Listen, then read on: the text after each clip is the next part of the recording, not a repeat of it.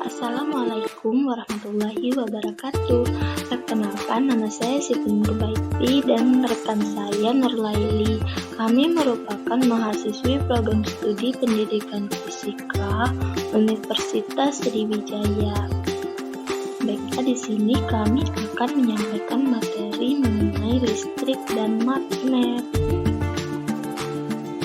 Pada kesempatan kali ini kita akan membahas mengenai gaya elektrodinamika. Yuk simak penjelasannya. Sebelum kita memasuki materi elektrodinamika, kita harus mengetahui dulu apa itu elektrodinamika. Jadi elektro itu artinya listrik dan dinamika itu artinya dinamis, sehingga bisa dikenal dengan sebutan listrik dinamis. Nah, dinamis itu sendiri artinya bergerak. Artinya listrik dinamis itu berkaitan dengan muatan listrik yang bergerak atau mengalir. Nah, muatan listrik ini mengalir dari satu tempat ke tempat yang lain. Itulah mengapa elektrodinamika itu dinamakan listrik yang mengalir atau juga listrik dinamis. Nah, dalam elektrodinamika itu pasti kita kenal dengan arus listrik. Nah, arus listrik ini adalah aliran muatan pada rangkaian listrik. Arah pergerakan pada arus listrik pada listrik dinamis ini, yang pertama itu arah elektron dari kutub negatif ke kutub positif, atau bisa juga yang kedua arah arus listrik dari kutub positif ke kutub negatif.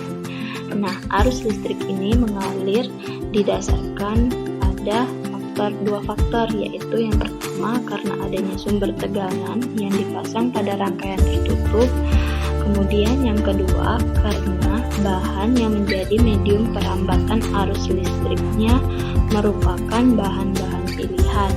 Nah, bahan ini mampu dengan mudah menghantarkan atau mengalirkan arus listrik yang melewatinya. Kemudian kita juga mengenal dengan istilah kuat arus listrik atau I.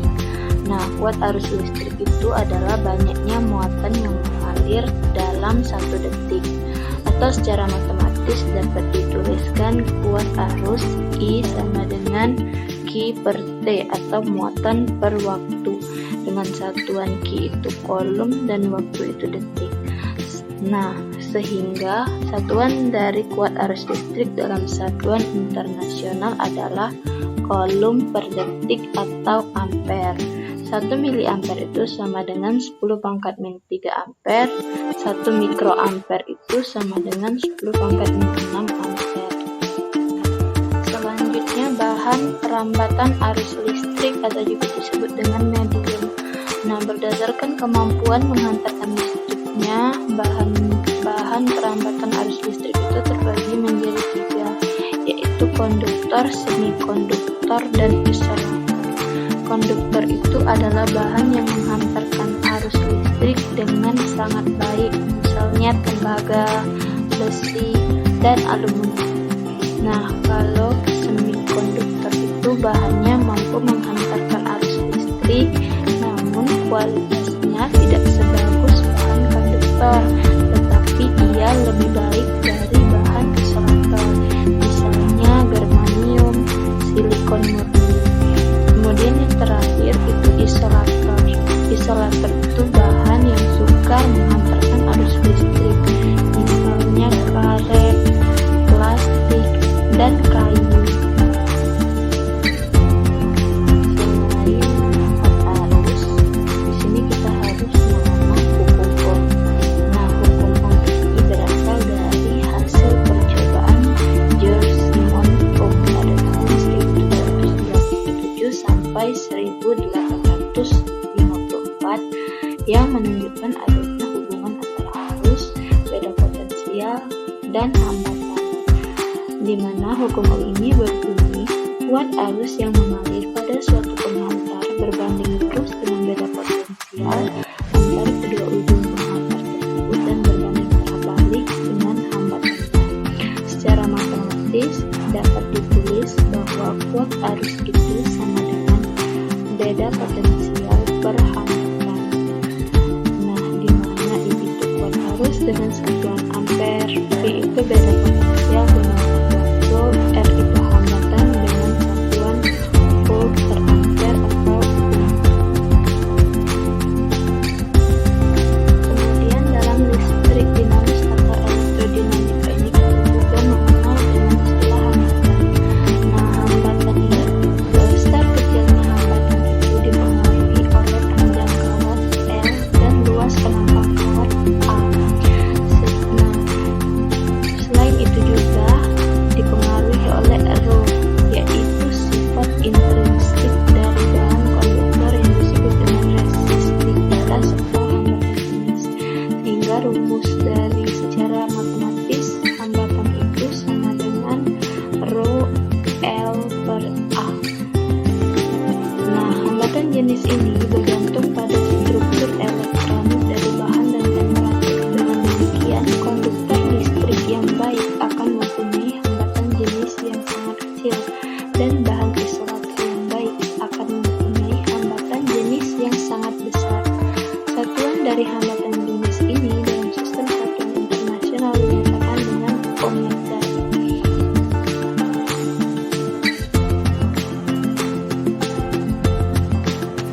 Nah, jenis-jenis rangkaian itu terbagi menjadi dua, yaitu berdasarkan mengalir tidaknya arus itu rangkaian terbuka dan rangkaian tertutup. Berdasarkan susunan sumber listriknya, rangkaian terbagi menjadi tiga, yaitu rangkaian seri, rangkaian paralel, dan rangkaian campuran. Rangkaian berdasarkan mengalir tidaknya arus terbagi menjadi rangkaian terbuka dan rangkaian tertutup. Nah, tampak pada gambar ke-1 yaitu rangkaian listrik terbuka. Nah, rangkaian listrik terbuka ini susunan alat-alat listrik yang terputus hingga arus listrik itu tidak mengalir. Nah, kemudian lihat pada gambar nomor 2 pada rangkaian listrik tertutup. Susunan alat-alat listrik yang menyebabkan arus mengalir. Perbedaannya hanya pada putus tidaknya arus.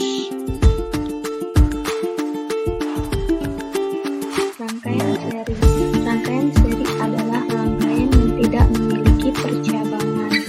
Rangkaian ini terbentuk jika dua buah bola lampu atau lebih dihubungkan secara berderet. Nah, seperti tampak pada gambar rangkaian tersebut. Lampu itu diletakkan secara berderet. Nah, keuntungannya yaitu pertama, hemat kabel. Yang kedua, rangkaiannya sederhana sehingga mudah membuatnya. Kerugiannya itu nyala lampu tidak terang atau redup dan energinya boros.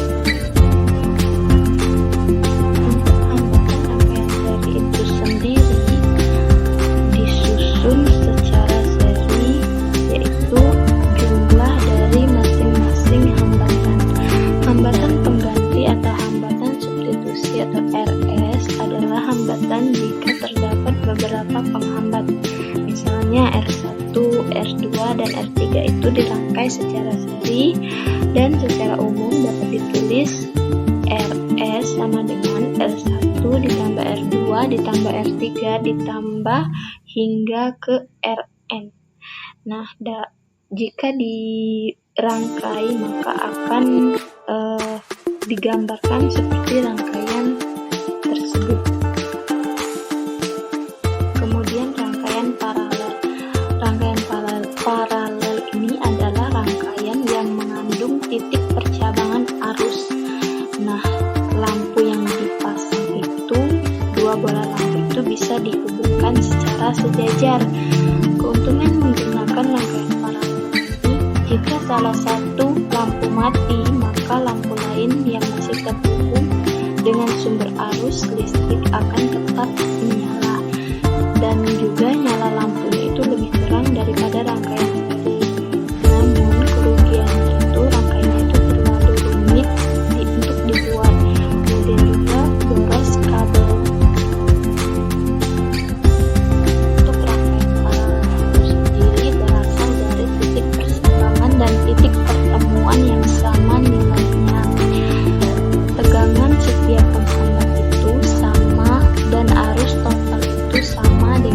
juga arus masing-masing penghambat.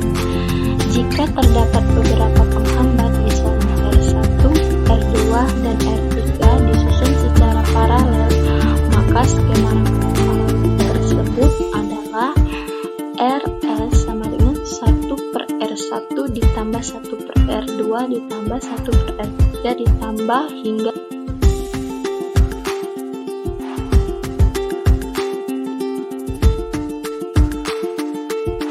juga rangkaian campuran, yaitu gabungan antara rangkaian seri dan rangkaian paralel. Nah, terlihat pada gambar di samping.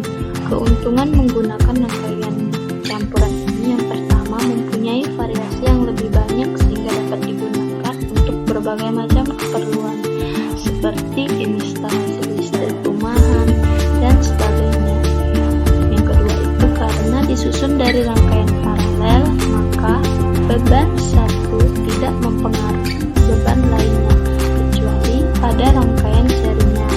Namun, rangkaian campuran ini juga memiliki kerugian, antara lain memerlukan kabel yang lebih banyak, yang kedua biaya pembuatannya juga lebih banyak, kemudian yang ketiga dayanya akan cepat habis jika powernya berupa baterai, maka bisa menggunakan power yang bukan baterai.